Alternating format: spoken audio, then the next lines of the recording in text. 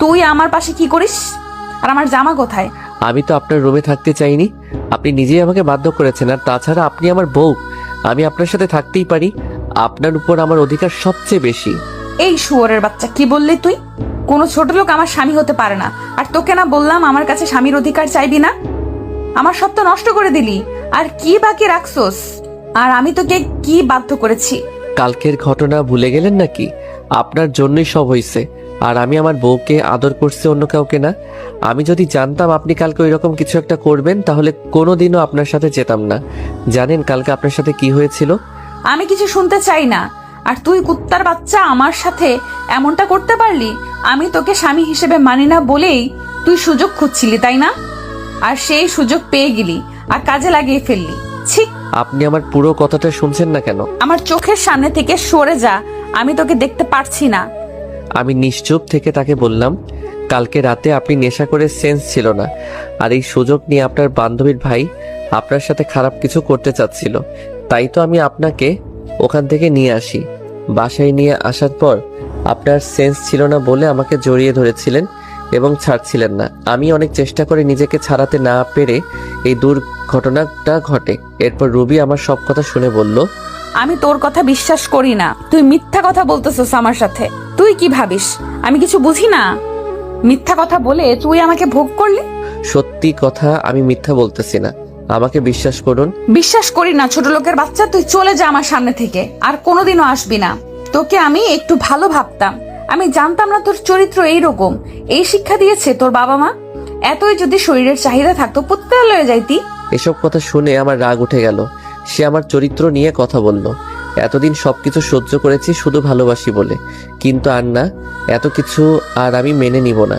রুবির জন্য আমার মনে যতটুকু ভালোবাসা ছিল তা আজ ঘৃণায় পরিণত হলো। আমি নিজেকে শান্ত করে রুবিকে বললাম, অনেক অপমান সহ্য করেছি শুধু তোকে ভালোবাসি বলে, কিন্তু তুই আমাকে এত বড় কথা বলতে পারলি? কি চাস তুই? আমি চলে যাব তোর জীবন থেকে, তাই না? রুবি আমার কথা শুনে কিছুটা অবাক হলো, কারণ আজ পর্যন্ত রুবিকে কখনো তুই করে বলিনি। সে আমার দিকে চেয়ে বলল, আমি চাই তুই আমার জীবনে কখনো ফিরে আসবি না, আর আসিস না আমার কাছে। আচ্ছা ঠিক আছে, আমি আজই চলে যাব। এ বাড়ি ছেড়ে আর আসবো না কোনোদিন তোর সামনে। তোর প্রতি আমার আজ থেকে আর কোনো ভালোবাসা নেই, যা আছে সব ঘৃণা। ভালো থাকিস। আর কোনোদিন তোর পিছু পিছু এসে বলবো না ভালোবাসি। এ কথা বলে ব্যাগে প্রয়োজনীয় জিনিসগুলো নিলাম, সাথে রুবির একটা ছবি নিলাম। আমি রুবির রুম থেকে আমার সব কাপড় গুছিয়ে নিয়ে বেরিয়ে গেলাম ওর রুম থেকে। রুবি আমার যাবার পথে চেয়েছিল, তাতে আমার কি? খালাম্মাকে কিছু বললাম না, জানি তারা কষ্ট পাবে, হয়তো আমাকে অনেক খুঁজবে। একটা দীর্ঘশ্বাস ফেললাম, পিছন ফিরে বাসাটাকে একবার ভালোভাবে দেখে নিলাম। কতগুলো বছর ছিলাম এই বাড়িতে। রুবির অবহেলায় আর আন্টি আঙ্কেলের ভালোবাসায় দিনগুলো কেটে যাইতো। এই বলে রাস্তায় আপন মনে হাঁটছি। ভাবতেই পারিনি আমার জীবনে এমন একটা দিন আসবে। প্রিয় মানুষটির থেকে আলাদা হতে হবে। বিধাতা কেন আমাকে এমন পরীক্ষার সম্মুখীন করলেন? কেন এত অবহেলিত আমি রুবির কাছে? কেন বুঝে না ওকে সত্যি ভালোবাসি? তবে ওর থেকে দূরে গিয়েও যদি ও আমার ভালোবাসা বোঝাতে পারি তাহলে তাই করব। চলে যাব অনেক দূরে, আর আসবো না ওর কাছে। আর কাউকে ছোট লোক বলতে হবে না, আর কাউকে গালাগালি করতে হবে না। আর কালকের কথাগুলো ভাবতে লাগলাম, কি থেকে কি হয়ে গেল। সামান্য ভুলের জন্য এত বড় শাস্তি পেতে হচ্ছে। কালকে রাতে যদি নিজেকে একটু কন্ট্রোল করতে পারতাম তাহলে আর এমন একটা সময় দেখতে হতো না। বুক ফেটে কান্না আসতে লাগলো। ভাবতেই কেমন জানি লাগে। জীবনে পথ চলতে হবে একা, পাওয়া হলো না রুবির ভালোবাসা। আমি তো শুধু একটু ভালোবাসাই চেয়েছিলাম ওর থেকে, তার বদলে কি পেলাম? শুধু অবহেলা। কোথায় যাব আমি, কি করব, কিছুই মাথায় আসছে না। ভাবলাম এই শহরে আর থাকবো না, চলে যাব এই শহর ছেড়ে। যেই শহর শুধু অবহেলা পেয়েছি সেখানে আর থাকবো না, আর ফিরে আসবো না এই শহরে, আর আসবো না রুবির কাছে, আপনজনের কাছে। এই কথা ভেবে চলে গেলাম রেল স্টেশনে। সেখান থেকে টিকিট কাটলাম সিলেটের। কিছু সময় পর ট্রেন ছেড়ে দিল। আমিও গিয়ে বসে পড়লাম ট্রেনে। ট্রেন চলছে আপন গতিতে, আর আমি ভাবছি আজ যদি আমার মা বাবা বেঁচে থাকতো তাহলে আর এই দিন দেখা লাগতো না। মা বাবাকে খুব মিস করছি। কোথায় চলে গেলে তোমরা আমাকে একা করে? কেন নিয়ে গেলেন আমাকে ছেড়ে গেলে এই নিষ্ঠুর পৃথিবীতে, যেখানে শুধু অবহেলায় পড়ছি আমি তিলে তিলে? এই রে, আপনাদের তো পরিচয় দেওয়া হয়নি। আমি হলাম আরিফ, বাবা মায়ের একমাত্র সন্তান। আমি যখন ক্লাস 10-এ পড়ি তখন আমার মা বাবা রোড অ্যাক্সিডেন্টে মারা যায়। ভাগ্যক্রমে আমি বেঁচে যাই। তারপর থেকে খালা খালুর বাড়িতে বড় হই। আর রুবি হচ্ছে তাদের একমাত্র মেয়ে। আমি অনার্স 3য় বর্ষে পড়ি, রুবিও। গল্পের সাথে সবকিছু জানতে পারবেন। আপনাদের সাথে কথা বলতে বলতে চলে আসলাম নিজ গন্তব্য সিলেট শহরে। ট্রেন থেকে নেমে পড়লাম। সাইনবোর্ডে তাকিয়ে দেখি এই জায়গার নাম চাঁদপুর।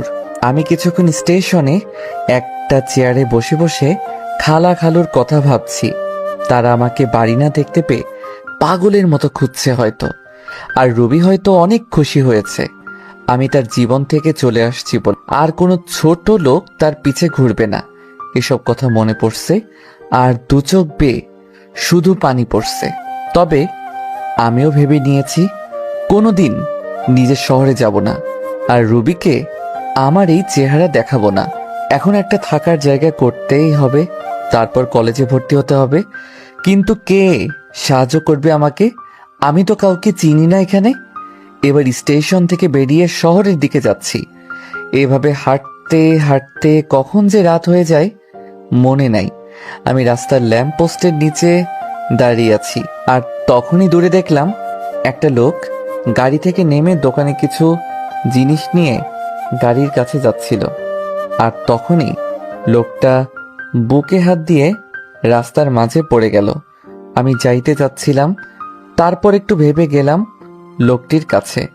লোকটি দেখে মনে হলো অজ্ঞান হয়ে গেছে। আমি তাকে ওনার গাড়িতে ওঠালাম।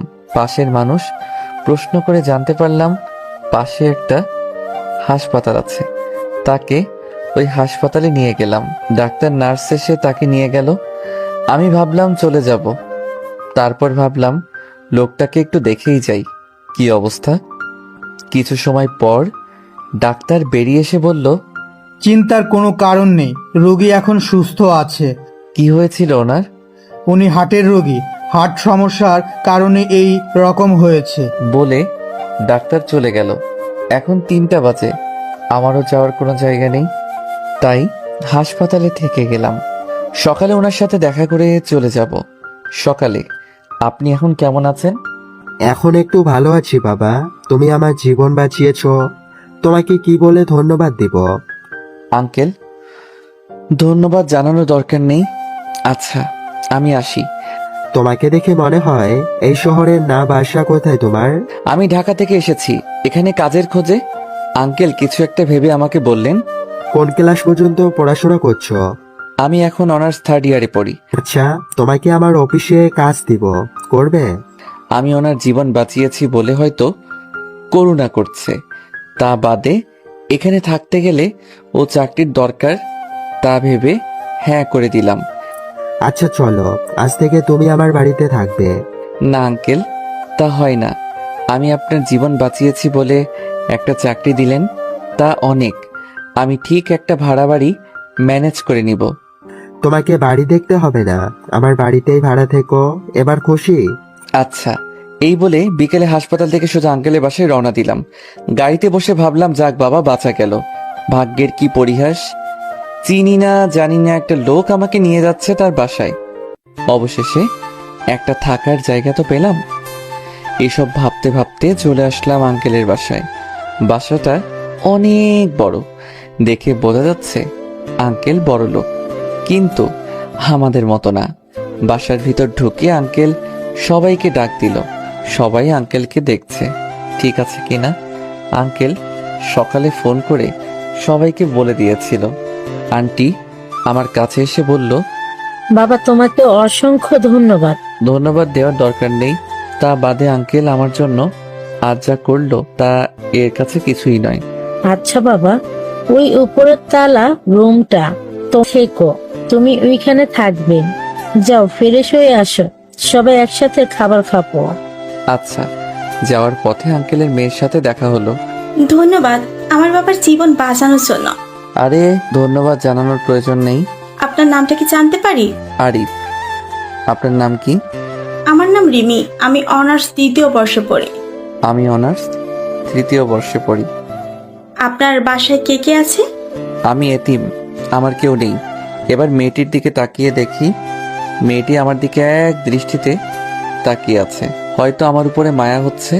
তারপর উপরে গেলাম, ব্যাগটা বেডের উপর রেখে ফ্রেশ হতে গেলাম। ফ্রেশ হয়ে আসতে না আসতে আন্টির ডাক, খেতে ডাকছে। নিচে গিয়ে খাবার টেবিলে বসলাম, সবাই একসাথে খাচ্ছি। তখন আঙ্কেল বলল, তোমার তো এখনো পড়ালেখা শেষ হয়নি, তা পড়াশোনা ছেড়ে দিবে নাকি? না আঙ্কেল, চাকরির পাশাপাশি পড়াশোনা করব। তারপর রাতের খাবার খেয়ে রিমি আমার সাথে রুমে গেল। দুজনে মিলে রুমটা একটু গোছালাম। আসলেই রিমি মেয়েটা অনেক সুন্দর আর অনেক ভালো। তবে রিমি আমার দিকে একটু পরপর আর চোখে তাকাচ্ছে আর মিটমিট করে হাসছে। সকালে উঠে ফ্রেশ হয়ে হালকা নাস্তা করে রিমির সাথে তাদের কলেজে গেলাম। ভর্তির কাজ সব শেষ হলে 3টা ক্লাস করে বাইরে এসে দেখি রিমি আমার জন্য বাইরে দাঁড়িয়ে আছে। কেমন হলো আজকের ক্লাসগুলো? অনেক ভালো, আর কলেজটা অনেক সুন্দর, খুব ভালো লাগছে আমার। তারপর বাসায় চলে আসলাম।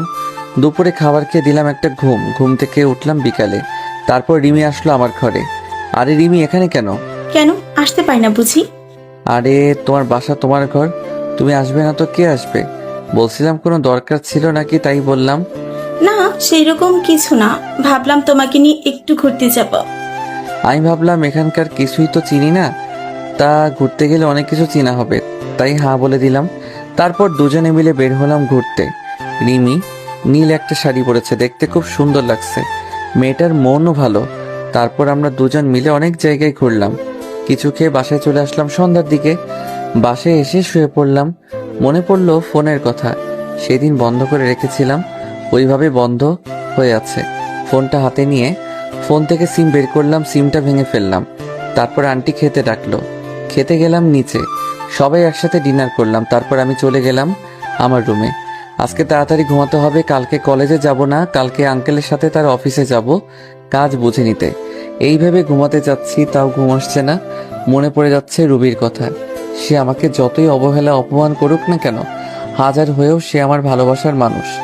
মানুষ প্রথম ভালোবাসার মানুষকে কখনো ভুলতে পারে না। আমার বেলাও তার বিকল্প হয় নাই। এই কথাগুলো ভাবছি আর চোখ দিয়ে পানি গড়িয়ে পড়ছে। এভাবে থাকতে থাকতে হারিয়ে গেলাম ঘুমের দেশে। চোখ খুলে দেখি 6টা বেজে গেছে। আমি উঠে ফ্রেশ হলাম, হয়ে রিমিদের ওখানে গেলাম। আসলে রিমিরা নিচে থাকে আর আমি দোতলায় থাকি। নিচে যেতে আন্টির সাথে বসতে বলল। বসে থাকতে থাকতে একসময় আঙ্কেলও চলে আসলো। সবাই একসাথে বসে সকালে নাস্তা সেরে ফেললাম। তা আরিফ, তুমি আজ থেকে অফিসে জয়েন করতে চাও? হ্যাঁ আঙ্কেল, আজ থেকেই যাব, আর অফিসের পাশে বসে পড়াশোনাও চালিয়ে যাব। এই বলে আঙ্কেল আর আমি বেরিয়ে পড়লাম বাসা থেকে অফিসের উদ্দেশ্যে। অফিসে গিয়ে আঙ্কেল সবাইকে ডাক দিলেন। সবাই আঙ্কেলের পাশে আসলেন। আঙ্কেল আমাকে দেখিয়ে দিয়ে বললেন, এর নাম আরিফ, এ এখন থেকে এখানে কাজ করে, আজ থেকে জয়েন্ট করলো। তারপর সবার সাথে আমি কুশল বিনিময় করলাম। এরপর আঙ্কেল ম্যানেজারকে বলে গেলেন আপনি কাজ বুঝিয়ে দিতে। ম্যানেজার সাহেব আমাকে একটা কেবিনে নিয়ে গেলেন এবং অফিসে কাজগুলো বুঝিয়ে দিয়ে চলে গেলেন। এই কাজ করতে করতে দুপুর হয়ে গেল। পিয়ন এসে বলে গেলেন আঙ্কেল নাকি ডাকছে। তাই আমি আঙ্কেলের কাছে গেলাম। স্যার আমাকে ডেকেছেন? আঙ্কেল রাগী গলায় বলল, তুমি আমাকে আঙ্কেল ডাকছো যে? এটা তো অফিস, এখানে আপনি আমার বস, তাই আঙ্কেল ডাকলে কেমন দেখায় না? তোমাকে ডাকছিলাম, আজ আর কাজ করতে হবে না, চলো বাসায় যাব, কাল থেকে এসো। আচ্ছা চলেন। এই বলে আমি আর আঙ্কেল বেরিয়ে পড়লাম অফিস থেকে বাসার উদ্দেশ্যে। বাসায় আসলাম, রুমে গিয়ে ফ্রেশ হয়ে নিচে আসলাম। তখনই দেখলাম রিমি আসছে কলেজ থেকে। রিমি গেল ফ্রেশ হতে। ফ্রেশ হয়ে আসলে সবাই একসাথে খাবো। তারপর আঙ্কেল, রিমি সবাই আসলো খাবার খেয়ে। আমি আমার রুমে গিয়ে ঘুমিয়ে পড়লাম। বিকেলে উঠে বাইরে গেলাম, নতুন সিম কিনতে হবে, আগের সিমটা নষ্ট করে ফেলেছি যাতে কেউ যোগাযোগ করতে না পারে। তারপর একটু ঘোরাঘুরি করে বাসায় এসে রিমিদের ওখানে গিয়ে রাতের খাবার খেয়ে চলে গেলাম রুমে। কাল আবার অফিসে যেতে হবে। এভাবেই কেটে গেল অনেক দিন। তাও আমার মন থেকে রুবিকে মুছে ফেলতে পারলাম না। যখনই তার কথা মনে হয় অনেক কষ্ট হয়। কি করব, ভালোবাসি যে তাকে। এখন আর রিমিদের ওখানে প্রয়োজন ছাড়া যাই না। এখন আমি নিজেই রান্না করে খাই, আর কতকাল মানুষের বাসায় খাবো। আমার জন্য যা করেছে সেটাই অনেক। রিমিদের বাসায় যাই না দেখে রিমি প্রতিদিনই কিছু না কিছু নিয়ে আসে আমার জন্য, বারণ করা সত্ত্বেও নিয়ে আসে। তবে রিমির ব্যবহার দেখে আমি খুব অবাক হই। মেয়েটা এত ভালো, আর মাঝে মাঝে রিমির আচরণ দেখে মনে হয় রিমি আমাকে খুব ভালোবাসে। আমার কখন কি লাগবে সবসময় চোখে চোখে রাখবে, কেয়ার করবে, মিষ্টি শাসন করবে। রিমির মিষ্টি শাসন আর কেয়ারগুলো খুব ভালো লাগে।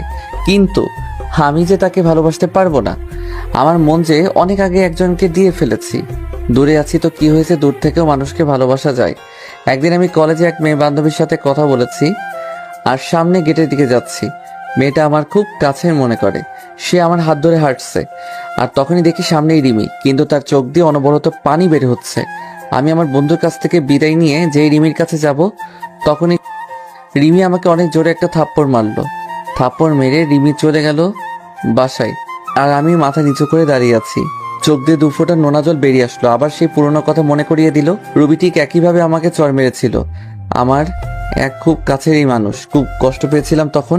রিমি আমাকে থাপ্পড় মারলো, তখন 1000 গুণ কষ্ট পেয়েছিলাম। কলেজের পর আমি আর রিমিদের বাড়ি যাইনি। একটা চায়ের দোকানে বসেছিলাম। বসে থাকতে থাকতে সন্ধ্যা হয়ে আসছে। রিমি আমাকে থাপ্পড় মেরেছে, এই জন্য আমি কষ্ট পাইনি। রিমি আমাকে থাপ্পড় মেরে আমার পুরনো কথা মনে করে দিয়েছে, তাই খুব কষ্ট হচ্ছে। তাই বসে আছি আর সিগারেট খাচ্ছি। হঠাৎ করে ফোনটা বেজে উঠলো। হাতে নিয়ে দেখি রিমি ফোন করেছে, বাসায় যেতে বলছে। তাই আর বসে থাকলাম না, বাসার দিকে রওনা হলাম। কিছুক্ষণ হাঁটার পর বাড়ি চলে আসলাম। দরজার কাছে এসে দেখলাম দরজা আগে থেকে খোলা। আরে চাবি তো আমার কাছে, দরজা কে খুললো? ভিতরে গিয়ে দেখি রিমি। তাহলে রিমি খুলেছে। আসলে বাড়িওয়ালার কাছে আরেক সেট চাবি ছিল। রুমে ঢুকতে রিমি বলে উঠলো, কোথায় ছিলে তুমি? জানো আমি কত কান্না করেছি তোমার জন্য, কত চিন্তায় ছিলাম। এবার রিমি দৌড়ে এসে আমাকে জড়িয়ে ধরে জোরে জোরে কান্না করে দিল। আমি তো বেশ অবাক হলাম। রিমি, তুমি কি করছো? ছাড়ো আমায়। না, ছাড়বো না। তুমি কিচ্ছু বোঝো না, আমি তোমাকে কতটা ভালোবাসি। তোমার সাথে অন্য কাউকে দেখতেই পারি না। আমি তোমাকে অনেক অনেক ভালোবাসি। রিমি, তোমার মাথা ঠিক আছে? কি বলছো এসব? পাগল হয়ে গেলে নাকি? হ্যাঁ, আমি পাগল হয়ে গেছি, তোমার প্রেমে পাগল। আমি তোমাকে ছাড়া বাঁচবো না। আমি তোমাকে ভালোবাসি না। আর সবচেয়ে বড় কথা, আঙ্কেল আমাকে অনেক বিশ্বাস করে এখানে নিয়ে এসেছে। আমি তার বিশ্বাস কখনো নষ্ট করব না। বাবার কথা বলছো? বাবাকে আমি বুঝিয়ে বলবো। তুমি যাই করো, আমি তোমাকে ভালোবাসতে পারবো না। তুমি যদি বেশি বাড়াবাড়ি করো তাহলে আমি এই বাড়ি ছেড়ে চলে যাব। না না, তোমাকে বাড়ি ছেড়ে যেতে হবে না, আমি চলে যাচ্ছি। এই কথা বলে রিমি কাঁদতে কাঁদতে চলে গেল। যা ভয় পেয়েছিলাম তাই হলো। যারে ভালোবাসি সে আমাকে ভালোবাসে না, আর যাকে ভালোবাসি না সে আমাকে ভালোবাসে। এরপর থেকে রিমির সাথে আর দেখা হয়নি, তাদের ওখানেও যাইনি। কি বলবো রিমিকে? আমি যে তাকে ভালোবাসতে পারবো না। আমি বিবাহিত। এই ভেবে কয়েকদিন চলে গেল। একদিন আঙ্কেল তাদের বাসায় যেতে বললেন, আমিও গেলাম। আরে তুমি আমার মেয়েকে বাঁচাও। কি হয়েছে রিমির? কয়েকদিন ধরে ঘর থেকে আর বের হয় না, খাওয়া দাওয়া কিছু করে না, শুধু বলে আরিফকে এনে দাও। বাবা, তুমি আমার মেয়েকে বিয়ে করো। না আঙ্কেল, এটা হয় না। আমি রিমিকে বিয়ে করতে পারবো না। আপনি আমাকে যে উপকারটা করেছেন তা আমি জীবন দিয়ে হলেও শোধ করতে পারবো না। কিন্তু আমি জেনে শুনে আমার জীবনের সাথে আরও একটা জীবন নষ্ট করতে পারবো না। কেন বাবা, কি হয়েছে? আমাকে একটু খুলে বলো। আমি বললাম রিমিকেও ডাক দিতে। তারপর আঙ্কেল আন্টি রিমি সবাইকে উদ্দেশ্য করে বললাম, আমি বিবাহিত। আমার এই কথা শোনার জন্য মনে হয় কেউ প্রস্তুত ছিল না। সবাই একসাথে বলে উঠল, কি? তুমি যে বললে তোমার কেউ নাই, তুমি এতিম, তাহলে? আসলে আমি এতিম হলেও আমার খালাখালুর বাড়িতে বড় হয়েছি এবং আমার বউ আছে। তাহলে তুমি এখানে কেন, পরিবার ছেড়ে? সে এক দুঃখের কাহিনী, শুনুন তাহলে। সবাইকে বলতে লাগলাম, আমি আরিফ। সবেমাত্র আমি এসএসসি পাশ করেছি, 4.97 পয়েন্ট পেয়েছি। আজ আমি অনেক খুশি। বাসায় থেকে বেরিয়ে রেস্টুরেন্টের উদ্দেশ্যে রওনা দিলাম, কারণ মিষ্টি তো নিতেই হবে। মিষ্টি নিয়ে বাসায় এসে সবাইকে খাওয়াইলাম। তারপর খাওয়া দাওয়া করে শুয়ে আছি। এমন সময় আমার ফোন চিল্লাচিল্লি করতেছে, মানে কেউ বা ফোন দিয়েছে। স্ক্রিনে তাকিয়ে দেখি মামুন ফোন দিয়েছে। রিসিভ করতেই, কিরে শালা, 4টা বাজতে চললো, আজ আড্ডায় আসবি না? ভুলেই গিয়েছিলাম। তোরা আয়, আমি আসছি। সবাই আসছে, তুই তাড়াতাড়ি আয়। আচ্ছা, 5 মিনিট অপেক্ষা কর। ওকে। তারপর ফোন কেটে দিয়ে আড্ডার দিকে রওনা দিলাম। আসলে মামুন, রহিম, মোকসেদ, নাজমুল আমরা প্রাইমারি থেকে পরিচয়। আমরা ফ্রেন্ড। আড্ডায় এসে আমরা সবাই কথা বলতে লাগলাম। হঠাৎ রহিম বলতে লাগলো, সবাই শোনো, আমাদের গার্লফ্রেন্ড আছে, কিন্তু আরিফ তো সে নেই। বেচারা সারা জীবন মনে হয় একই রকম থাকবে হিজড়া হয়ে। হয় মনে হয়। শালারা, দেখ আমি কি করি, তোদের গার্লফ্রেন্ডদের ফোন দিয়ে কি বলি। দোস্ত দোস্ত, না রে, না রে, এবারের মতো মাফ করে দে, আর হবে না। ওকে, মনে থাকে যেন। সেই সময় আম্মুর ফোন আসলো। আমি ফোন বের করে বললাম, হ্যাঁ আম্মু বলো। তুই কোথায় আছিস? এই তো বন্ধুদের সাথে আড্ডা দিচ্ছি। এখন আর আড্ডা দিতে হবে না, বাসায় আয়, দরকার আছে। আচ্ছা। বন্ধুর কাছ থেকে বিদায় নিয়ে বাসায় আসলাম। এসে ফ্রেশ হয়ে খাবার টেবিলে বসলাম। তোর তো পরীক্ষা শেষ, আর তোর আব্বু অনেকদিন পর ছুটি পেয়েছে, তাই ভাবলাম তোর খালার বাড়ি থেকে ঘুরে আসবো। কি বলিস? আমার যে কি আনন্দ হচ্ছে, খালার বাড়ি যাব। আপনারা ভাবছেন খালার বাড়ির কথা শুনে এত আনন্দ হচ্ছে কেন?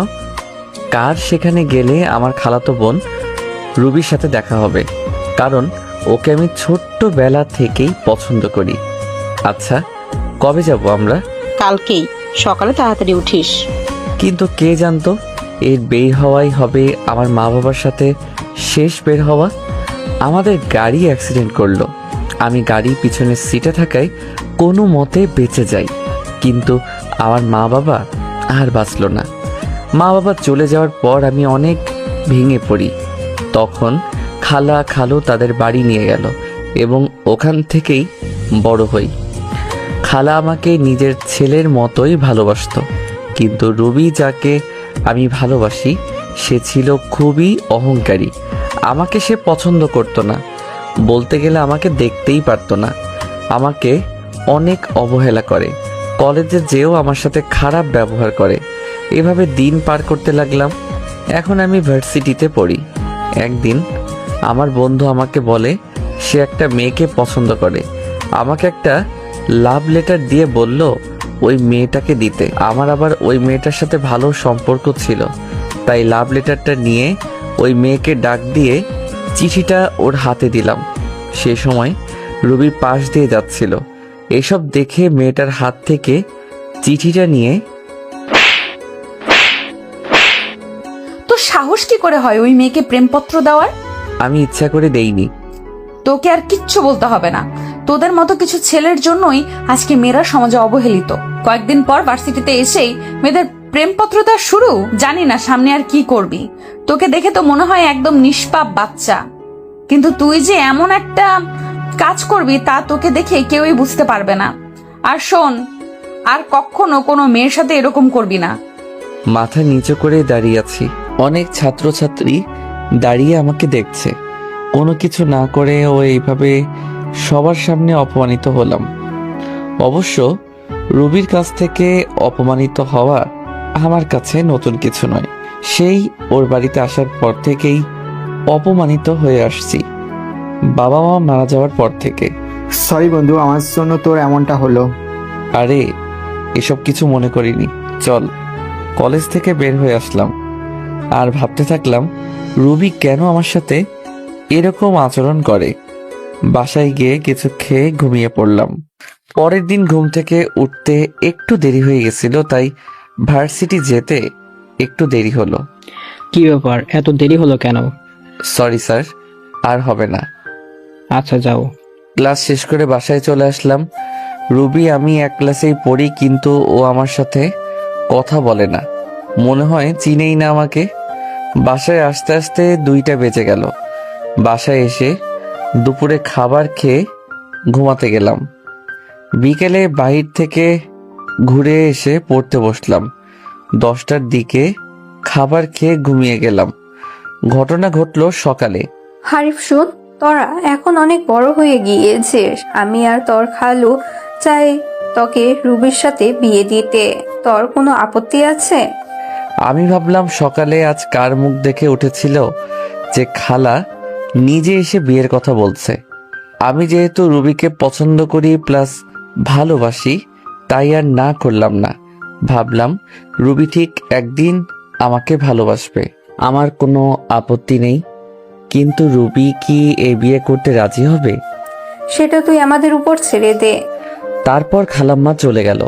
আমি জানতাম রুবি এই বিয়ে মানতে চাইবে না, কিন্তু খালা খালুর জোড়াজড়িতে হ্যাঁ বলে দিছে। দেখতে দেখতে আমাদের বিয়েটাও ভালোভাবে হয়ে গেল। আমি এখন যাচ্ছি বাসর ঘরে। ঘরে গিয়ে দেখলাম রুবি খাটের উপরে বসে আছে। আমি কিছুটা সাহস নিয়ে গেলাম তার কাছে। যেই খাটে বসলাম আর রুবি বলতে শুরু করলো, এই ছোট লোকের বাচ্চা, আমার কাছে একদম আসবি না, এখান থেকে চলে যা। রুবি, আমরা তো এখন স্বামী স্ত্রী। আমি তোকে স্বামী হিসেবে মানি না। আর তুই কি ভাবলি তোর মতো ছোট লোককে আমি বিয়ে করতে রাজি হব? হ্যাঁ, বাবা মায়ের জোরাজোরিতে এই বিয়ে করছি। রুবি, আমি তোমাকে অনেক ভালোবাসি, প্লিজ তুমি আমাকে মেনে নাও। দেখো, আমি তোমাকে অনেক সুখেই রাখবো। তোর মতো ছোট লোককে আমি ভালোবাসবো কোনো প্রশ্নেই আসে না। আর তুই কোনো দিন আমার কাছে স্বামীর অধিকার খাটাতে আসবি না। আর শোন, এই কথাগুলো মা বাবা যেন জানতে না পারে। যা, মেঝেতে গিয়ে শুয়ে পড়। আমি একটা বালিশ নিয়ে নিচে শুয়ে পড়লাম। আমি জানতাম রুবি আমাকে মানবে না, কিন্তু কিছুদিন পর সব ঠিক হয়ে যাবে, এই আশা নিয়েই থাকা। কিন্তু আমার ধারণা ভুল। দিন যাচ্ছে আর রুবি আমার প্রতি আরো খারাপ ব্যবহার করছে। রুবি কাপড় চেঞ্জ করছিল, আমি জানতাম না। হুট করে রুমে ঢুকতেই, এই কুত্তার বাচ্চা, রুমে আসতে গেলে নক করে আসতে বলছি না? না মানে আপনাকে খাওয়ার জন্য ডাকতেছে। এদিকে আয়। আমি ওর একটু কাছে গিয়ে দাঁড়ালাম। ঠিক তখনই রুবি আমাকে ঠাস ঠাস করে দুই গালে দুইটা থাপ্পড় মারলো। থাপ্পড়গুলো অনেক জোরে মারলো, তাই ঠোঁট কেটে রক্ত বের হতে লাগলো আর আমার চোখ দিয়ে পানি ঝরতে লাগলো। ভীষণ ব্যথা করতেছে। এরপর যদি রুমে আসিস তাহলে নক করে আসবি। যত সব ছোট লোক। এখন যা, আমি আসতেছি। আমি কিছু বললাম না। এইটা আমার সাথে শুধু আজকে ঘটেছে তা না, প্রতিদিনই আমার সাথে এইরকম করে রুবি। ঠোঁটে ভীষণ ব্যথা করতেছে। ওয়াশরুমে গিয়ে ঠোঁটের রক্তগুলো মুছতে চাইতেছি, কিন্তু হাত লাগাতে পারছি না। ভীষণ ব্যথা করতেছে। কোনো মতে ফ্রেশ হয়ে নিচে চলে আসলাম। নিচে গিয়ে দেখি রুবি খাওয়ার টেবিলে বসে আছে। আমিও গেলাম। আরিফ, এইদিকে আসো। জি খালু, বলেন। দাঁড়িয়ে আছো কেন? কি বসো, আমরা একসাথে খাবো। আমি রুবির দিকে তাকালাম। ও আমার দিকে আগুন চোখে তাকিয়ে আছে। আমি কিছু বললাম না। এখনো দাঁড়িয়ে আছি। কি হয়েছে আরিফ? তোকে বসতে বললো না? আসলে খালা আমাকে তুই করেই বলে। আমাকে নিজের ছেলের মতো ভাবেন। আমি এখনো দাঁড়িয়ে আছি আর রুবির দিকে চেয়ে আছি। রুবি শুধু রাগে ফুঁসতেছে। আরিফ, তোমাকে আমি বসতে বলেছি, তুমি দিন দিন অবাধ্য হয়ে যাচ্ছ। খালু, বসতেছি। আমি যখন বসতে যাব তখনই রুবি চেয়ার থেকে উঠে দাঁড়িয়ে যায় আর বলতে লাগলো, এই ছোট লোকের সাথে আমি এক টেবিলে বসে খেতে পারবো না। তোমাদের মন চাইলে তোমরা খাও। কিসের ছোট লোক? ভুলে যাস না রুবি, আরিফ কিন্তু তোর স্বামী। কিসের স্বামী? আমি মানি না। এই বলে রুবি না খেয়ে চলে গেল। খালা খালু দুইজন আমার দিকে অসহায় দৃষ্টিতে তাকিয়ে আছে। আমি মুচকি হেসে বললাম, খালু, আমি কিছু মনে করিনি রুবির কথায়। একদিন সব ঠিক হয়ে যাবে ইনশাল্লাহ। তাই যেন হয় বাবা। হায়, তোকে আমি নিজ হাতে খাইয়ে দে। আমি আর কিছু না বলে চুপচাপ খেয়ে নিলাম। এরপর রুমে চলে আসলাম। রুমে এসে দেখি রুবি খাটে শুয়ে আছে। আমি সোফায় গিয়ে শুয়ে পড়লাম। আব্বু আম্মুর কথা খুব মনে পড়তেছে। আজকে যদি ওরা বেঁচে থাকতো তাহলে আর আমাকে এইরকম দিনগুলো দেখতে হতো না। আব্বু আম্মুর জন্য খুব খারাপ লাগতেছে, চোখে পানি চলে আসছে। তবে খালা খালু মাঝে আমি আমার মা বাবাকে দেখি, তারা আমাকে অনেক ভালোবাসে। কথাগুলো ভাবতে ভাবতে ঘুমিয়ে গেলাম। ফজর নামাজের আজান শুনে ঘুমটা ভেঙে গেল, তাই উঠে ফ্রেশ হয়ে নামাজ পড়ার জন্য মসজিদে গেলাম। চারদিকে হালকা হালকা আলো ফোটা শুরু করেছে। এরপর নামাজ পড়ে মোনাজাত করতে লাগলাম আব্বু আম্মুর জন্য। এক পর্যায়ে মনে পড়ে ছোটবেলার কথা। আব্বুকে ঘোড়া বানিয়ে তার পিঠে চওড়া, আব্বুর সাথে স্কুলে যাওয়া, কান্না চলে এসেছে। বলতে লাগলাম, কেন তোমরা আমাকে একা করে চলে গেছো? তোমাদের সাথে নিলে না কেন? কেন রেখে গেলে এই নিষ্ঠুর পৃথিবীতে, যেখানে মা বাবা ছাড়া আর কেউ আপন নয়? কেন হলো আমার সাথে এইরকম? কেন আমাকে অবহেলা করে? কেন কেন? কথাগুলো বলতে লাগলাম আর কান্না করতে লাগলাম। এরপর বাসায় চলে আসলাম। বাসায় ঢোকার সময় খালা আমাকে তাদের রুম থেকে ডাক দিলেন। রুমে গিয়ে দেখি খালা নামাজের বিছানায় বসে আছেন।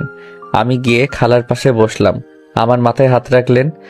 রুবি তোকে খুব কষ্ট দেয় তাই না রে? মুচকি হেসে বললাম, ও এমন কিছু না খালা, ভালোবাসার মানুষটার তাই তো কষ্ট দেয়, অন্য কেউ তো আর না।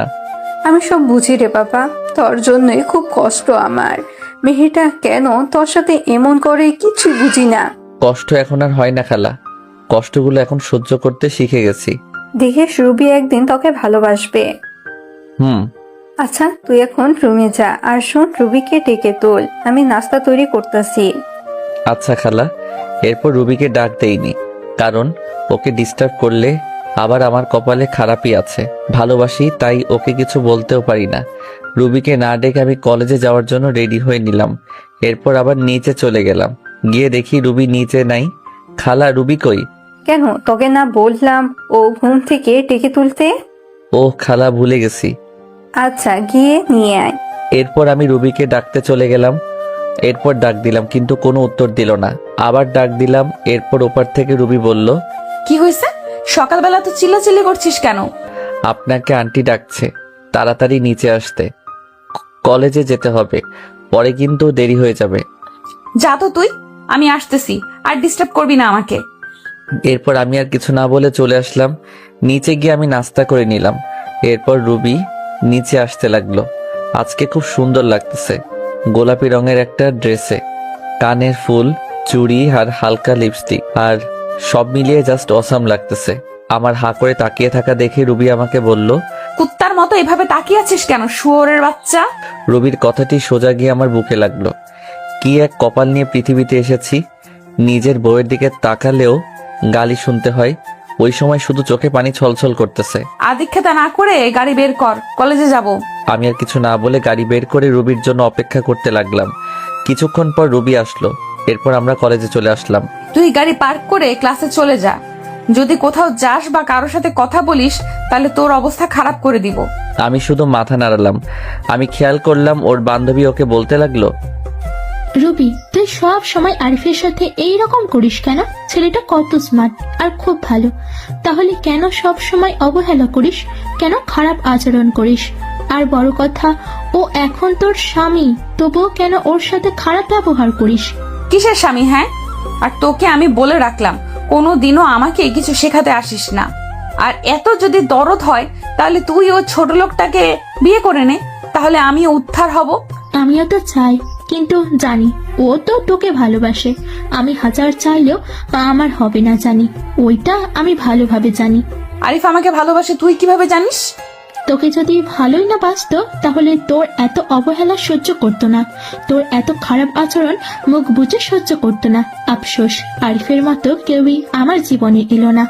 ভালোবাসা না ছাই, ছোট লোকের আবার ভালোবাসা। এই বলে ওরা ক্লাসে চলে আসতে লাগলো। তাই আমি তাড়াতাড়ি করে ক্লাসে চলে আসলাম। রুবির কথাগুলোতে খুব কষ্ট পেলাম। এরপর ক্লাসগুলো শেষ করে চলে আসলাম বাড়িতে। এইভাবে কাটতে থাকে দিন, আর রুবির অবহেলা প্রতিনিয়ত সহ্য করতে হচ্ছে। ভালোবাসার মানুষটির অবহেলা কত কষ্টের তা যদি রুবি জানতো তাহলে আমাকে এইভাবে অবহেলা করতো না। বসে আছি নিজের রুমে, তখন রুবি আসলো আমার রুমে। আজকে সন্ধ্যায় আমার এক বান্ধবীর জন্মদিনের পার্টি আছে, আমার সাথে তুইও যাইবি, তাই তাড়াতাড়ি রেডি হয়ে নিস। যদি দেরি করিস তাহলে তোর কপালে খারাপই আছে। আমি শুধু মাথা নেড়ে হ্যাঁ সূচক উত্তর দিলাম। এরপর সন্ধ্যায় রেডি হয়ে গাড়ি নিয়ে বাইরে অপেক্ষা করতে লাগলাম। রুবি আসতেছে, আজকে ও খুব সুন্দর লাগতেছে, কিন্তু ওই সৌন্দর্য আর দেখা হলো না। নিজেকে থেকে মুখ ফিরিয়ে নিলাম, জানি আমাকে এভাবে তাকিয়ে থাকতে দেখলে আবার গালি দিবে। কি হয়েছে? গাড়ি চালাস না কেন? এই তো চালাইতেছি। আমাদের কে কোথায় যেতে হবে? চলতে থাক, আমি বলতেছি কোথায় যেতে হবে। ভেতরে গিয়ে এক জায়গায় বসে থাকবি, ওইখানে কেউ কিন্তু জানে না তুই আমার স্বামী, আর জানতেও যাতে না পারে, বুঝতে পারলি? আমি মাথা নাড়ালাম, ভিতরে চলে গেলাম। গিয়ে রুবি ওর বান্ধবীদের সাথে কথা বলছে। আমি একটা সিটে বসে ওকে দেখছি। এক পর্যায়ে জন্মদিনের কেক কাটা হলো। জন্মদিনের পার্টি বলে কথা, সেখানে দেখলাম রুবির বান্ধবী সবাই মিলে ড্রিঙ্কস করছে। কিন্তু এ কি, রুবি তো এসব খায় না। আমি দেখলাম রুবিও ড্রিঙ্কস করছে। যাকগে, যা করার করুক, আমার কি। আমি আনমনে বসে আছি। বসে থাকতে থাকতে এক পর্যায়ে চোখ গেল রুবির দিকে। দেখছি রুবির সাথে একটা ছেলে ঢলাঢলি করছে। তা দেখে তো আমার মাথা পুরো গরম হয়ে গেল। রুবি প্রচুর ড্রিঙ্কস করায় কিছু বুঝতে পারছে না। ছেলেটা দেখছি রুবির সাথে খারাপ কিছু করার চেষ্টা করছে, তাই আর এসব না দেখতে পেয়ে চলে গেলাম ওর কাছে। গিয়ে সোজা রুবির গালে একটা থাপ্পড়। এরপর আমি গিয়ে ছেলেটিকে ইচ্ছা মতো মারতে লাগলাম। শালা, আমার বউয়ের দিকে খারাপ দৃষ্টিতে তাকাচ্ছিস? মারতে মারতে প্রায় ছেলেটিকে আধামরা করে ফেলি। তখনই রুবির বান্ধবী, যার আজ জন্মদিন, সে এসে আমাকে আটকায়, বলে, ভাইয়া সরি, আমার ভাই এই রকম কাজ করবে আমি তা জানতাম না, ভাইয়া ক্ষমা করে দিন। এরপর ছেলেটির মুখ টিপে ধরে বলতে লাগলাম, তোর ভাগ্য ভালো, তোকে ছেড়ে দিলাম। আর শুনে রাখ, রুবি আমার, শুধুই আমার। ওর দিকে যে চোখ তুলে তাকাবে আমি ওর চোখ উপড়ে ফেলবো। Mind it. রুবি কিছু বলছে না, হয়তো বেশি ড্রিঙ্কস করার কারণে এইরকম হয়েছে। তাই আমি রুবিকে কোলে তুলে নিয়ে নিচে চলে আসলাম, আর সবাই আমাদের দিকে তাকিয়ে আছে। এরপর গাড়ি করে রুবিকে নিয়ে আসলাম। গাড়ি থেকে রুবিকে কোলে করে নামিয়ে ওর রুমে নিয়ে আসলাম। এরপর তাকে তার খাটে শুইয়ে দিলাম। রুবি আমার গলা জড়িয়ে ধরে আছে। আমি নিজেকে ছুটাতে চাইলাম, কিন্তু পারলাম না। রুবি আমাকে টান দিয়ে ওর বুকের মাঝে ফেলে দেয়। ওর গরম নিঃশ্বাস আমি অনুভব করতে পারছি। ওর শরীর থেকে আলাদা একটা গন্ধ আসতেছে, যা আমাকে পাগল করে দিচ্ছে। রুবি আমাকে ওর বুকের মাঝে জড়িয়ে নেয়। আমি কোনো মতে নিজেকে ছাড়িয়ে উঠতে চাইলাম, কিন্তু পারলাম না। এই কি করছেন? কি ছাড়েন আমাকে। হুম, তোমাকে আজকে ছাড়তেছি না। মানে কি বলতে চান আপনি? দেখেন, আমাকে বলতে পারলাম না। রুবি আমার আর ওর ঠোঁট জোড়া এক করে নিলাম। আমি কিছু করতে পারছি না, আমার হাত পা ঠান্ডা হয়ে আসতেছে। আমি জানি রুবি এইসব কিছু নেশার ঘরে করতেছে। আমার এইরকম করা ঠিক হবে না, তাই নিজেকে ছুড়াতে চাইলাম, কিন্তু পারতেছি না। রুবি আমাকে এখনো খুব জোরে জড়িয়ে ধরে আছে, আর আমার ঠোঁট চুষতেছে। আমিও ধীরে ধীরে দুর্বল হতে লাগলাম। আমিও রুবির ডাকে সাড়া দিলাম। রুবি, আমার বউয়ের উপর আমার অধিকার আছে, আর যা হবার পরে ভেবে দেখা যাবে। ধীরে ধীরে দুইজন তলিয়ে গেলাম ভালোবাসার গভীর সাগরে। সকালবেলা আমার ঘুম ভেঙে যায়। আমি এখনো রুবির বুকের মাঝে আছি, আর রুবি আমাকে জড়িয়ে রেখে। রুবির শরীরে কোনো কাপড় নেই। আমি নিজেকে ছাড়িয়ে রুবির কপালে একটা চুমু দিলাম। আমার স্পর্শে রুবির ঘুম ভেঙে যায় এবং আমাকে দেখে চমকে ওঠে। তুই এখানে কি করিস? আমার পরনের কাপড় কোথায়? এরপর তো সবকিছু আপনারা জানেন কি হলো আমার সাথে, আর না জানলে দেওয়া আছে, গিয়ে জেনে আসুন। এরপর আমার সাথে রুবি কি করলো, আমি কেন বাসা ছেড়ে চলে আসলাম, সবকিছু আঙ্কেল, আন্টি, রিমি সবাইকে বললাম। আমি তাদের দিকে তাকাতেই বুঝতে পারলাম তারা মন খারাপ করে বসে আছে। তারপর রিমি বলল, তুমি রুবিকে ডিভোর্স দিয়ে দাও, আমি তোমাকে বিয়ে করব। এ হয় না রিমি। রুবি আমাকে যতই অবহেলা করুক না কেন, আমি তাকে এখনো আগের মতোই ভালোবাসি। আমি তার জায়গা কাউকে দিতে পারবো না। তুমি এইরকম করলে আমি আর এই বাড়িতে থাকবো না, চলে যাব দূরে কোথাও। আর বলবো না, তাও তুমি চলে যেও না। আমার এইরকম পরিস্থিতি দেখে আঙ্কেল আন্টি কিছু বলতে পারলো না। তা বাদে আমি বিবাহিত। তারা জেনে শুনে তাদের মেয়েকে একটা বিবাহিত ছেলের সাথে বিয়ে দিতে চাইবে না, যার ঘর সংসার, স্ত্রী আছে। তার মেয়ে জীবন নষ্ট হয়ে যেতে দিবেন না। আমি এরপর ওদের বাসা থেকে চলে আসলাম, আর যাইনি ওদের বাসায়। এইভাবেই দেখতে দেখতে 5 বছর চলে গেল। এখন আমার পড়ালেখা শেষ। এখন আঙ্কেলের অফিসে চাকরি করি। অনেক ভালো ভালো কোম্পানি থেকে চাকরির অফারও আসছিল, কিন্তু না করে দিয়েছি। কারণ এই শহরে প্রথম যখন আসি তখন এই আঙ্কেল এই অফিসে চাকরি দিয়েছিল। কেন জানি এক মায়া সৃষ্টি হয়ে গেছে, চাইলেও আর যেতে পারি না। তবে এই অফিসে এখন অনেক বড় পদে আমি আছি। সেদিনের পর থেকে রিমি আর কখনো ভালোবাসার কথা বলে না। আগের থেকে রিমির সাথে আমার আরো ভালো সম্পর্ক তৈরি হয়েছে, তবে সেটা বন্ধুত্বর। রিমি পড়াশোনা শেষ করায় সেও এখন আমার এই অফিসেই কাজ করে, এমডির পদে। তার বাবার পরিবর্তে সে এই অফিসের এমডি। আমরা প্রতিদিন একসাথে করেই অফিসে যাই। আজ আমি প্রতিষ্ঠিত, আমার কোনো চিন্তা, কোনো চাপ নেই, আর কোনো অবহেলা নেই, কারো অপমান, আর কেউ ডাকে না ছোট্ট লোক বলে, কারো হাতে থাপ্পড় খেতে হয় না। তবে এই কয়েক বছরে আমার কয়েকবার রবির কথা মনে পড়ে। এমন কোনো রাত নেই যে আমার রবির কথা মনে পড়ে নাই। তবে নিজেকে এখন মানিয়ে নিতে শিখেছি। এমনিভাবে আমার দিন যেতে লাগলো। একদিন আঙ্কেল অফিসের সবাইকে এক জায়গায় করলেন, আর বলতে লাগলেন, এবার আমরা একটা বড় ধরনের প্রজেক্ট পেয়েছি, প্রায় 2 কোটি টাকার। তাই এই কাজটা আমি আরিফকে দিতে চাই। আরিফ, তুমি কালকে বেরিয়ে পড়ো। প্রজেক্টের কাজটা ঢাকায়। ঢাকা কথাটা শুনে আমার মাথা ধরে গেল। আমি বলতেও পারছি না যে এই কাজটা আমি করতে পারবো না, এত বড় প্রজেক্ট যে, তাই কিছু বললাম না। বাসায় এসে শুনলাম রিমিও যাচ্ছে আমার সাথে এই প্রজেক্টের কাজে। আঙ্কেল বলল, তোমাকে ওখানে থাকার কোনো চিন্তা করতে হবে না। রিমির ফুপুর বাড়ি ওখানেই তোমরা থাকবে কাজ শেষ না হওয়া পর্যন্ত। সকালে বের হব, তাই রাতে সবকিছু গুছিয়ে নিলাম এবং ঘুমিয়ে গেলাম। সকালে রিমি আর আমি রওনা হলাম ঢাকার উদ্দেশ্যে। রেল স্টেশনে গিয়ে টিকিট কাটলাম, সিলেট টু ঢাকা। কখনো ভাবতে পারিনি যে আবার ফিরবো ঢাকা। ভেবে নিয়েছিলাম আর কখনো যাব না, কিন্তু কি করার, ভাগ্যের যে লেখা আছে তাই হবে। রবি হয়তো আজ নতুন সংসার করতেছে, আমার কথা ভুলেই গেছে। এবার রিমি আর আমি ট্রেনে উঠলাম, গিয়ে বসে পড়লাম নিজের সিটে। ট্রেন চলছে আপন গতিতে। ভাবতে ভাবতে কখন যে ঢাকায় পৌঁছে গেছি খেয়ালই করলাম না। প্রাণের শহর ঢাকা শহর। আজ 5 বছর পর আসলাম। 5 বছর কেটে গেল, আজ আবারও ঢাকা ফিরছি। সবকিছু অচেনা মনে হচ্ছে। দেরি না করে সোজা রওনা দিলাম রিমির ফুপুর বাসায়। আমাকে দেখে চিনতে পারিনি, আর চিনবেই বা কি করে। আমার পাশে রিমির দিকে তাকিয়ে দৌড়ে চলে আসলো রিমির কাছে। রিমিকে ধরে বলল, মা, তুমি যে আসবে আমি কখনোই কল্পনা করতে পারিনি। সেই ছোট্টবেলায় এসেছিলি, আর তো একবারও আসিসনি। আমাদের কথা মনে পড়ে না বুঝি? যা ফ্রেশ হয়ে আসো, আমি খাবার বেড়ে দিচ্ছি। আর হ্যাঁ, তোর পাশের ছেলেটা কে রে? ও আমাদের অফিসে কাজ করে, আর আমরা অফিসের একটা প্রজেক্টের জন্য এখানে এসেছি। ফ্রেশ হয়ে সবার সাথে দুপুরে খাবারটা খেয়ে শুয়ে আছি। এমন সময় রিমি এসে বলল, বিকেলে ফ্রি আছো? জবাবে হ্যাঁ অবশ্যই, তাছাড়া এখন তো আমার কোনো কাজ নেই, ফ্রি তো থাকবই। বলছিলাম কি ফুপু, বিকালে একটু ডাক্তারের কাছে যাবে? একা একা যাবে না, তাই আমাকে নিতে চাচ্ছে আমার সাথে, যদিও তুমিও যাও। আরে সমস্যা নেই, আমি তো ফ্রি আছি, গেলাম না হয় তোমার সাথে, সময়টাও কেটে যাবে। একা একা থাকতে কি আর ভালো লাগে? আচ্ছা, তুমি এখন রেস্ট নাও। বিকেলে রিমি একটা আকাশি কালারের শাড়ি পরছে, কাচের চুড়ি হাতে, চোখে কাজল দিয়ে আমার সাথে বের হয়েছে। ওকে দেখলে যে কোনো মানুষ প্রেমে পড়ে যাবে। ওকে দেখে রুবির কথা খুব মনে পড়ে গিয়েছে। যথারীতি ডাক্তারের চেম্বারে পৌঁছে গেলাম।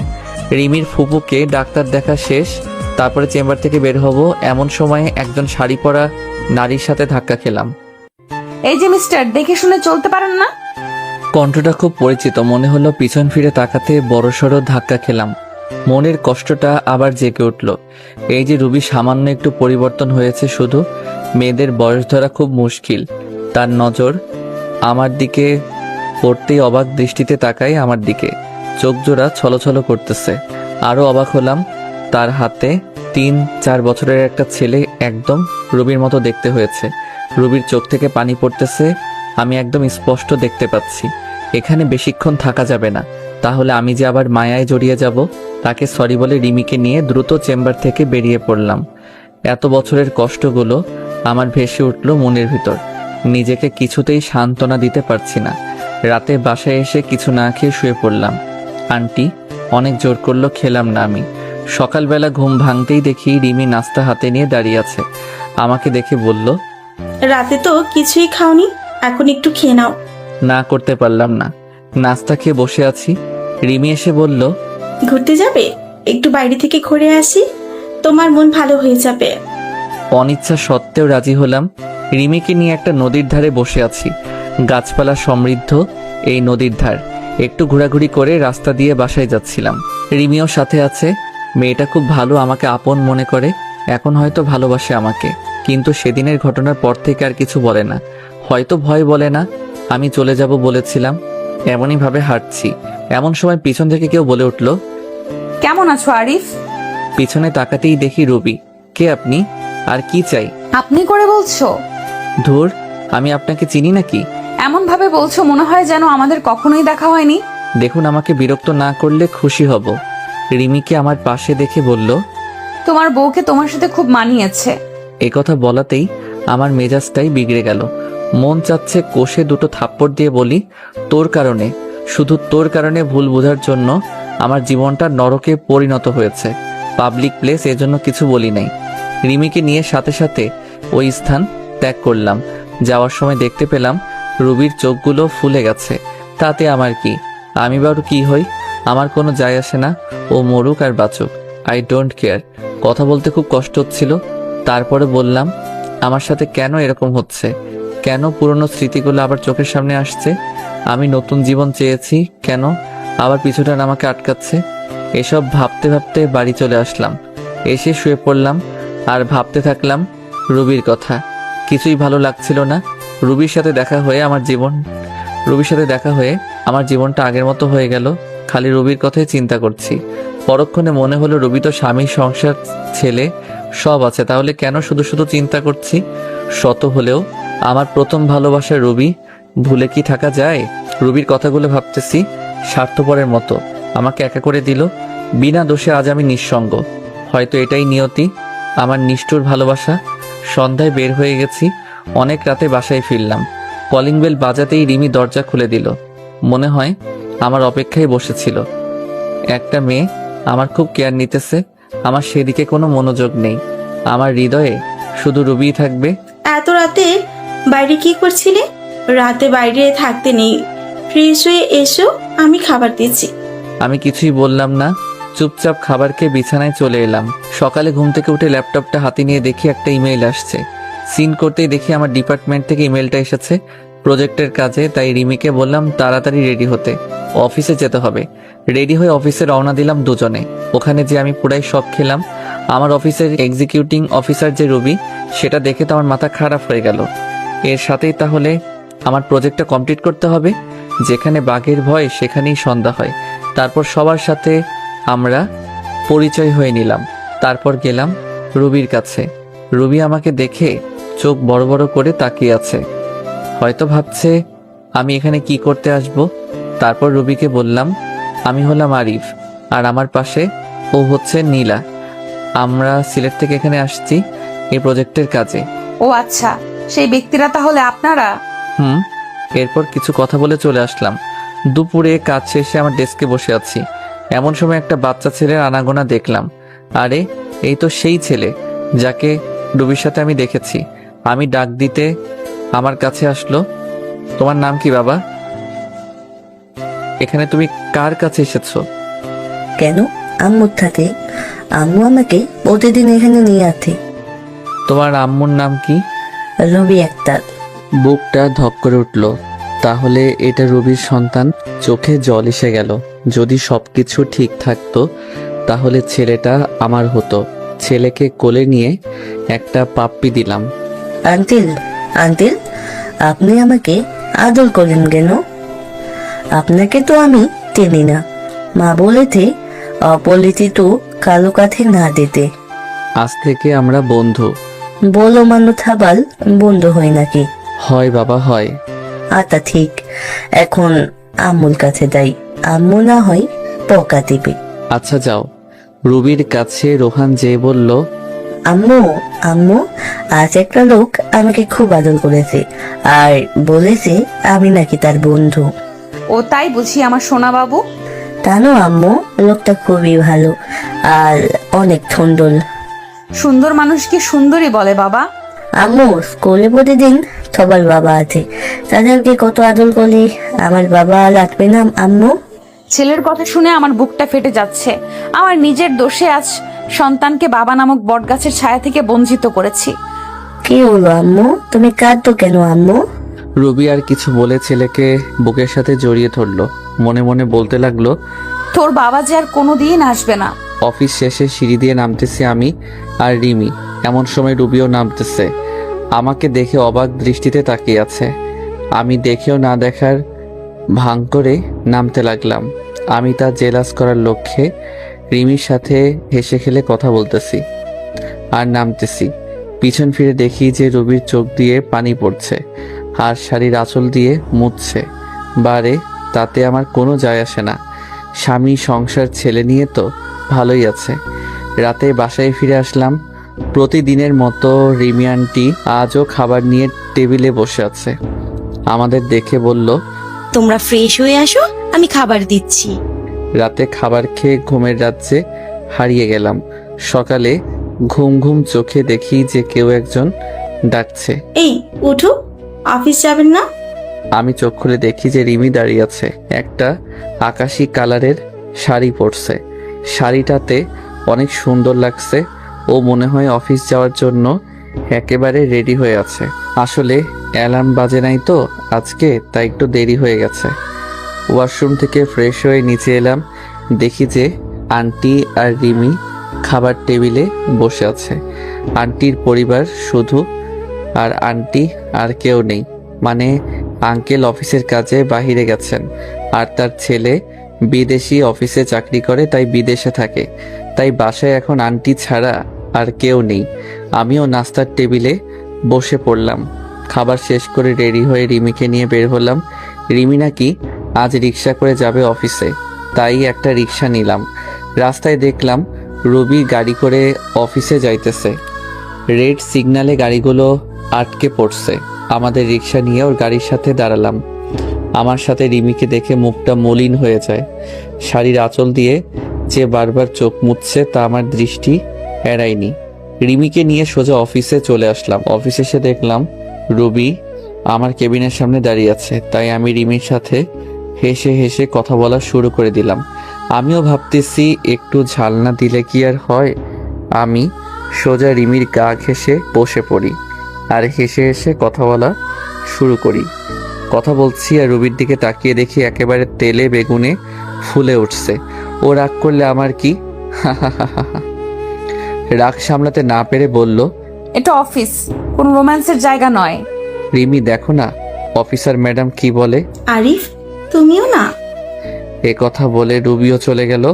আমি ভেবে পাচ্ছি না রুবি আমায় দেখে ওরকম ব্যবহার করছে কেন। তার তো স্বামী আছে।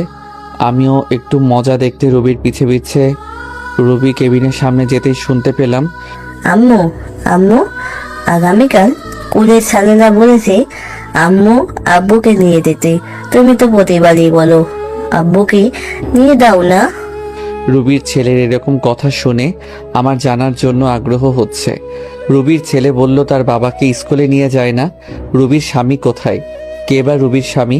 না, আর ভাবতে পারছি না। আমাকে একটু খবর নিতে হবে। তারপর ওখান থেকে চলে আসলাম।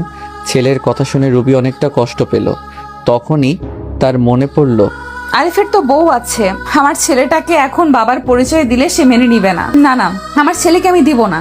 তার এই নিষ্পাপ মনে আমি কষ্টের দাগ লাগাতে দিব না।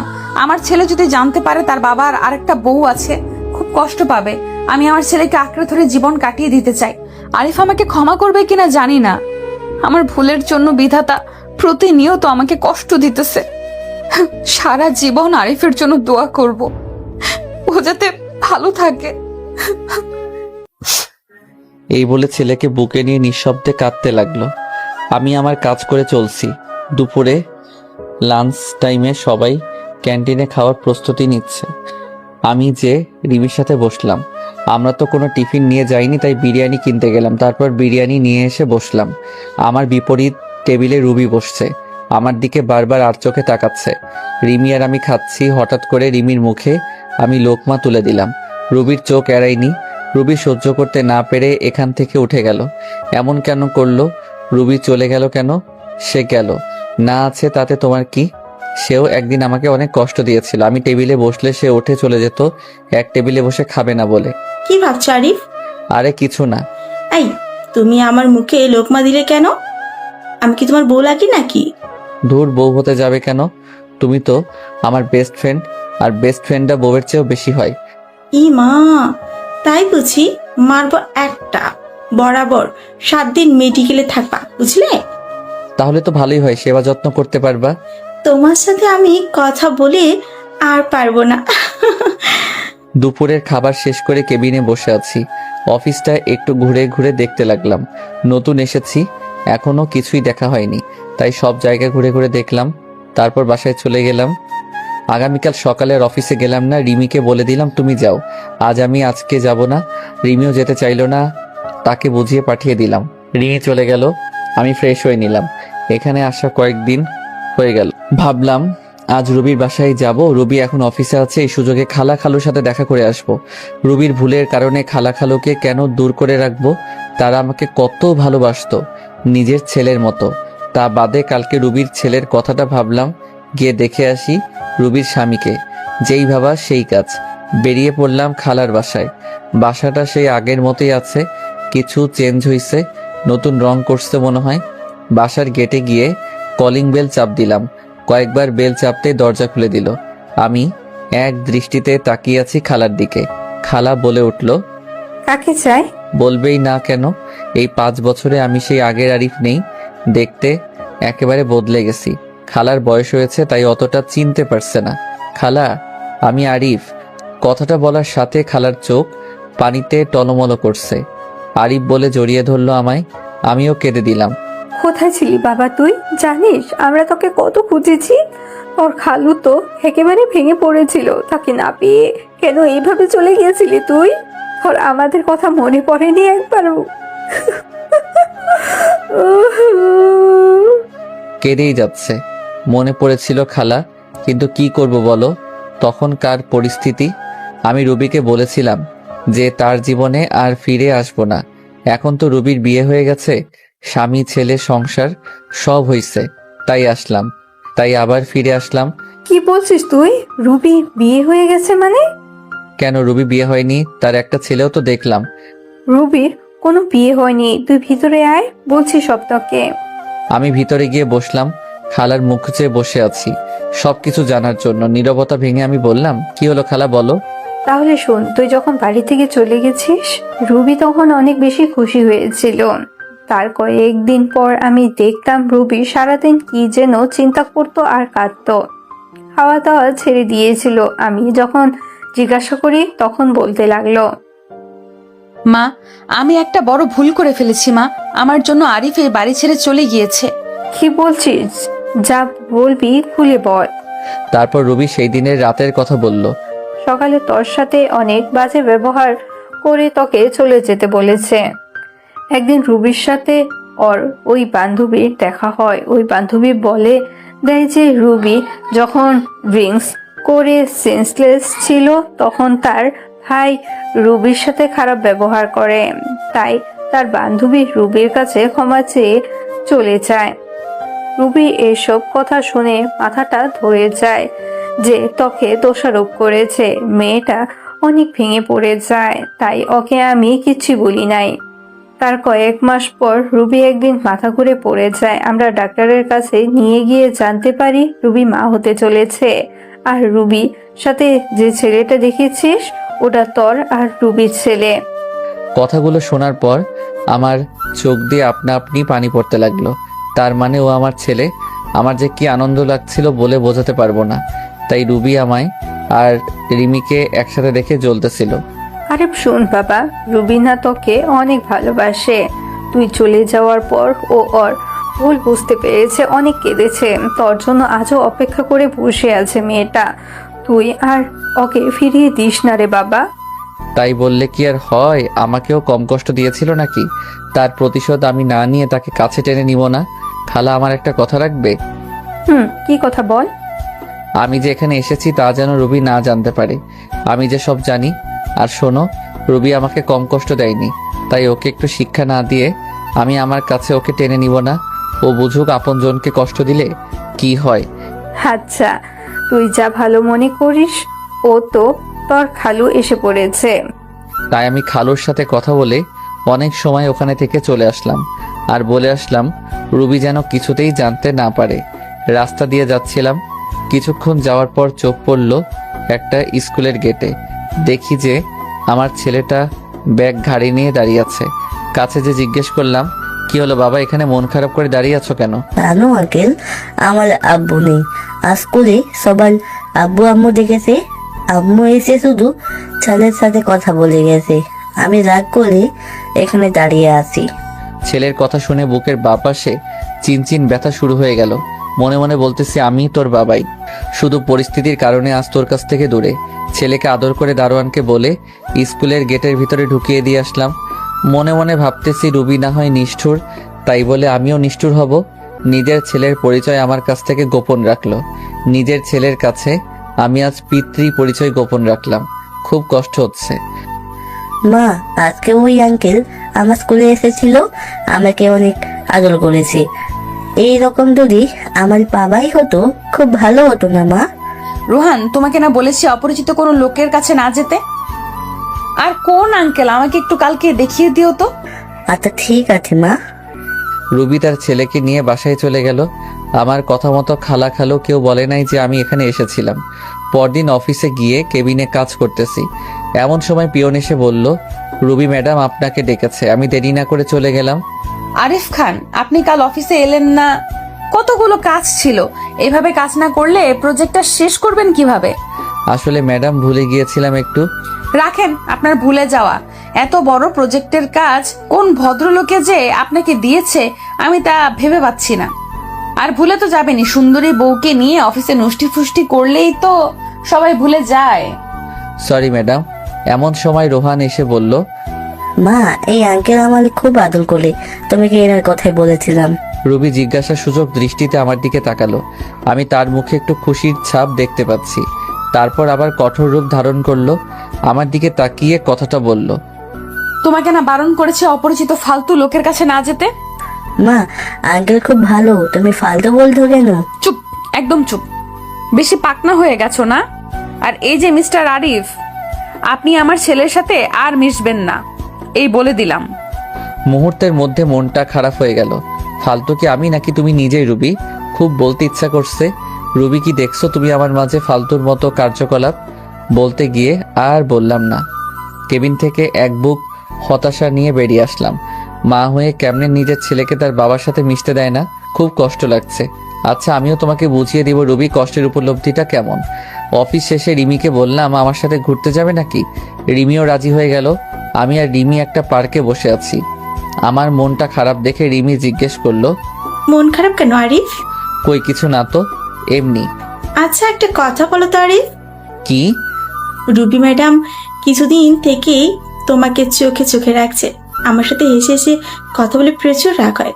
সেদিন আমাকে জিজ্ঞেস করলো, তোমাদের আচরণ দেখে মনে হলো স্বামী স্ত্রী, কতদিন হয়েছে তোমাদের বিয়ে হওয়ার? আরো অনেক কথা বলেছে। আচ্ছা তোমার সাথে রুবি ম্যাডামের কোনো সম্পর্ক আছে নাকি? আমি দীর্ঘশ্বাস ফেলে জবাব দিলাম, থাক না ওসব কথা। বলো না আরিফ। আমি তোমাকে আমার স্ত্রীর কথা বলেছিলাম না? রুবি সেই আমার স্ত্রী। কথাটা বলতেই রিমি অবাক হয়ে গেল। এই হচ্ছে তোমার বউ? আমি রুবিকে সব কিছু বলবো, ও তোমাকে মেনে নিবে। কিচ্ছু বলতে হবে না তোমাকে, যা করার আমি করব।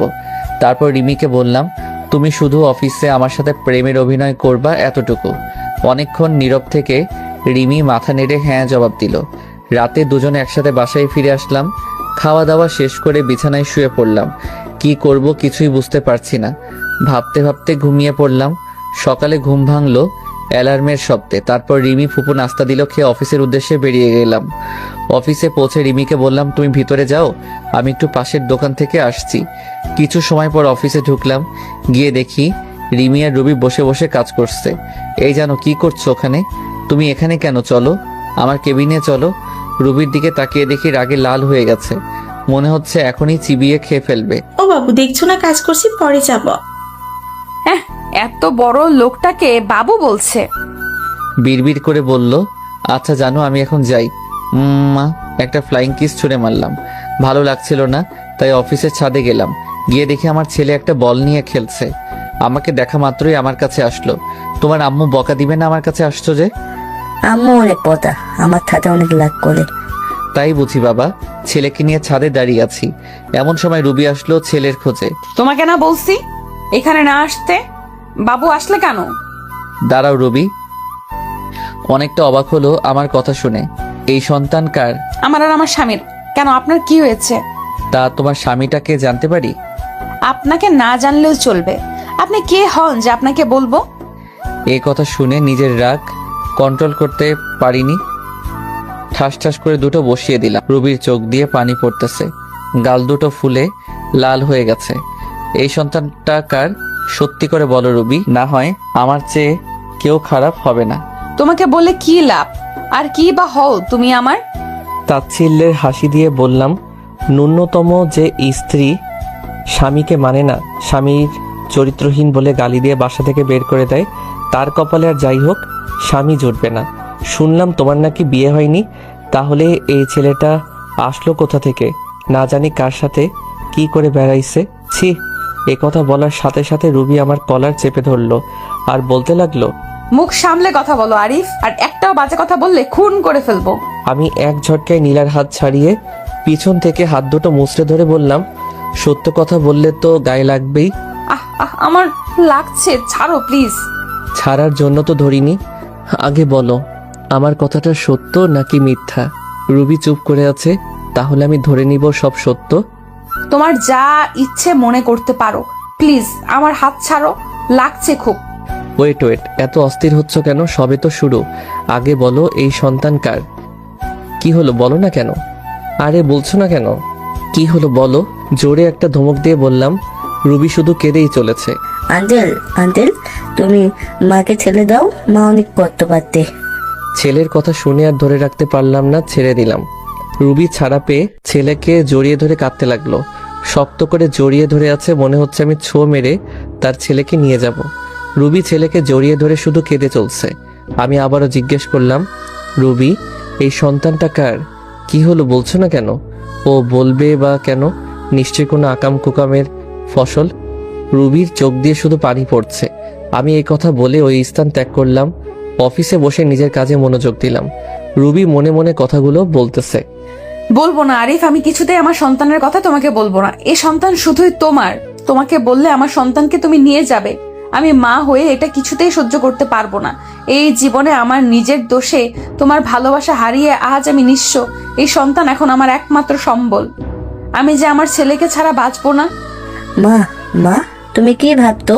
ওই আঙ্কেলটা তোমাকে কেন বলেছে? বলো না মা, বলো না। এতটুকু বাচ্চাকে কি বলবে রুবি? নিজের করা ভুলগুলো।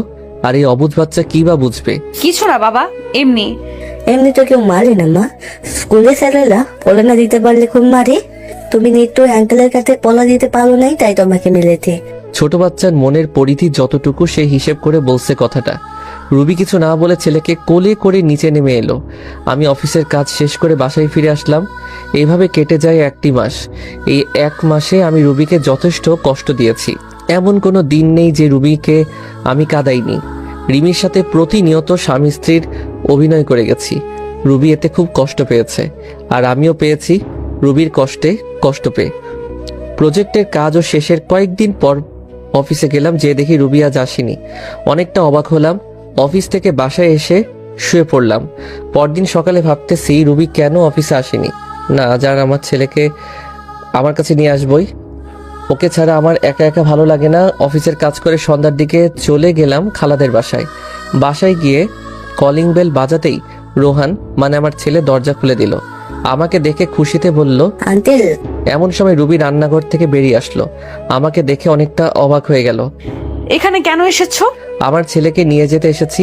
তুমি যতই ওর কাছ থেকে আমার পরিচয় গোপন করো না কেন, লাভ নেই। কে তোমার ছেলে? খবরদার আমার ছেলেকে ছোবে না।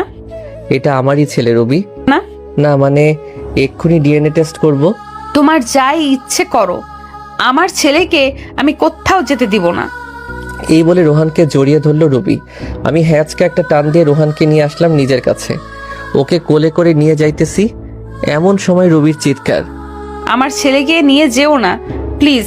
আমার বুক খালি করো না, ফিরিয়ে দাও আমার বাবা সোনাকে। আমি কোনো কথায় কান্না দিয়ে দরজার সামনে ছেলেকে নিয়ে এগিয়ে যেতে লাগলাম। রুবি আমার পায়ে পড়ে গেল। তোমার দুটি পায়ে পড়ি, আমার ছেলেকে নিয়ে যেও না। আমি হাত দিয়ে ধাক্কা দিয়ে রুবিকে সরিয়ে রোহানকে নিয়ে বেরিয়ে আসলাম। আঙ্কেল আমাকে কোথায় নিয়ে যাচ্ছ? আঙ্কেল না বলে আমাকে বাবা বলো। আমি তোমার বাবা। সত্যি বাবা? হ্যাঁ, আমি তোমার বাবা। ছেলেকে নিয়ে নিজের বাসায় ফিরে আসলাম। বাসায় আসতেই রিমি জানতে চাইলো, সব বলে দিলাম। রাতে খাবার খেয়ে শুয়ে পড়লাম। বাবা বলো। মা আমাকে ছাড়া কোনোদিন ঘুমাই না, আমাকে না পেলে মা মারা যাবে। ছেলের কথা শুনে বুকের ভিতর চিনচিন করে উঠল। রুবি যদি সত্যি কিছু করে ফেলে। এমনিতে যে রাগ, 7-5 না ভেবে রোহানকে নিয়ে রুবির বাসায় রওনা হলাম। বাসায় যে যা দেখলাম তা দেখার জন্য আমি মোটেও প্রস্তুত ছিলাম না।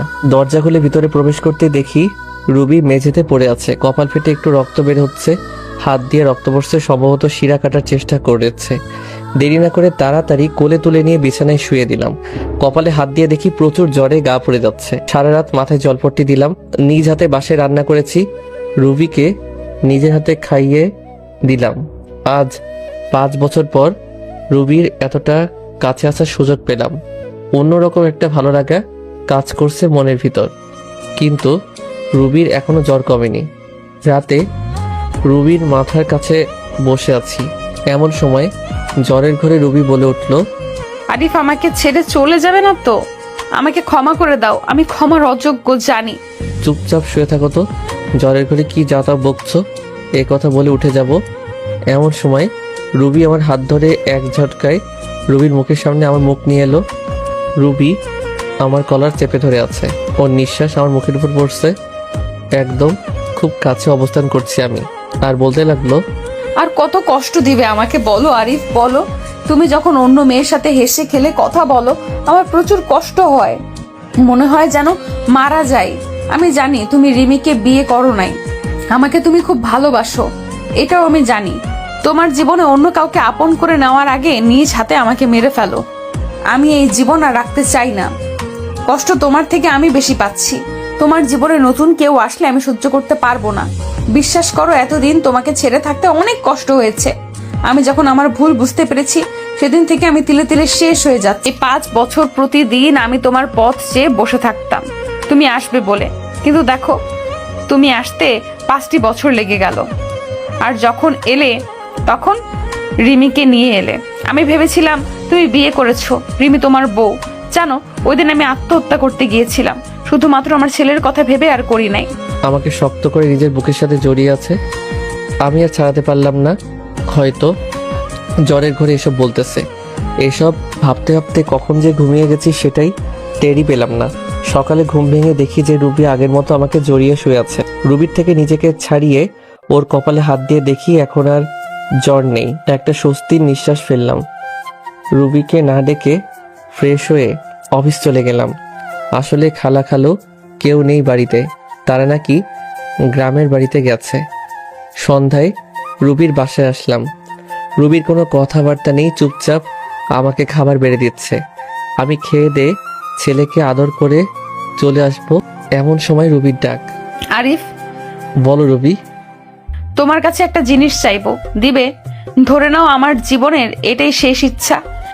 মনের ভিতর উলট পালট হয়ে গেছে কথাটা শোনার পর থেকে। মাথা চাপা কণ্ঠে জবাব দিলাম, কি জিনিস? একটা রাত, শুধু একটা রাত তোমার কাছে স্বামীর অধিকারটুকু চাই। জীবনের কিচ্ছু চাইবো না, শুধু একটা রাত চাই। কি বলছো এসব? তোমার মাথা ঠিক আছে তো? প্লিজ না করো না, আমার এই অপূর্ণ ইচ্ছেটা পূরণ করো। এই বলে রুবি আমার দিকে এগিয়ে আসলো। আমার পায়ের উপর পা দিয়ে আমাকে জড়িয়ে ধরে ঠোঁটে ঠোঁট মিশিয়ে দিল। আমিও নিজেকে আর কন্ট্রোল করতে পারলাম না। সারা রাত রুবি নিজেকে আমার কাছে বিলিয়ে দিয়েছে, আমি তাকে ভালোবাসা দিয়ে ভরিয়ে দেই। সকালবেলা ঘুম থেকে উঠে দেখি রুবি নেই। কিন্তু রুবি নেই, আমার ছেলেটা পাশের রুমে দেখলাম। বাসায় তন্ন তন্ন করে খুঁজলাম, কিন্তু কোথাও নেই। গেলটা কই? আমার মনে হচ্ছে রুবিকে আমি হারিয়ে ফেলেছি। আমার নিঃশ্বাস বন্ধ হয়ে আসছে, মনে হচ্ছে দম বন্ধ হয়ে এক্ষুনি মারা যাব। রুবিকে খুঁজতে খুঁজতে টেবিলের দিকে চোখ পড়ল। দেখলাম একটা চিঠি। চিঠিটা খুলে পড়তে লাগলাম।